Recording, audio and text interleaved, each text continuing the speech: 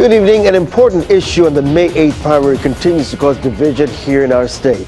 Thanks for joining us as election 2012 heats up. And opponents to the marriage amendment defining marriage as between one man and one woman, well, they're rallying to make their case known. WRAL's Kevin Holmes was at a rally today dubbed All Families Matter. And Kevin, it's not just opponents, but also supporters trying to make their case ahead of Tuesday's election, yes? Kim, the last minute rush is on, the last minute push is on for both sides. Today, about 10,000 folks showing up in downtown Raleigh, those against the amendment. This is an annual event, but organizers believe turnout is higher because of Tuesday's vote.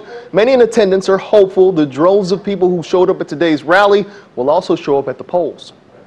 Their marriages are equal. With pride in the air and on their faces, You know, I'm a gay male.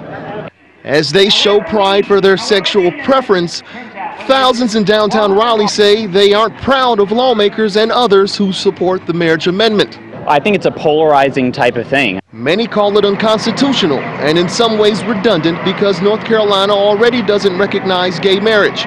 Chris Sauls, one of the thousands who gathered to show opposition to the amendment. He says the Senate and House should be worried about more pressing matters than his household. There are far more important things out there. I mean, you know, talk about jobs and think about the economy and things like that. Todd McCracken is also gay, but says he's not just worried about himself. His father is ill and lives with his girlfriend. Now, they can't get married because the law is she would lose her benefits. He's fearful if this amendment passes, his father and his father's girlfriend would not receive the same financial benefits they're receiving now. Opponents have also expressed concern for children's insurance benefits. Many unmarried couples with children claim the marriage amendment would put their child in jeopardy.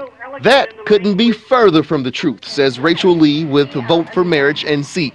There are a lot of confusing and distracting claims about this amendment. This amendment is very simple. It's straightforward, and it says that marriage between one man and one woman. Lee says without this amendment, current laws are vulnerable to radical judges or lawmakers. The threat to marriage is very real in North Carolina. Sauls, McCracken, and thousands here say it's not about posing a threat. They want it to be known all families matter, regardless of marital status. A recent WRAL poll suggests the marriage amendment will pass. At last check, 57% would vote for the amendment, 37% would vote against it. Ken, Election Day is coming soon. It's Tuesday. Kevin Holmes reporting. Today marked the last day of early voting for the North Carolina primary and also for same-day registration. Polls closed this afternoon at 1 o'clock. Dozens of people lined up at the Optimist Community Center on Whittier Drive to beat the deadline. If you haven't voted yet, the primary is May 8th, this coming Tuesday. If you need help finding your local polling place, check out our website, the Don't Miss It section, WRAL.com.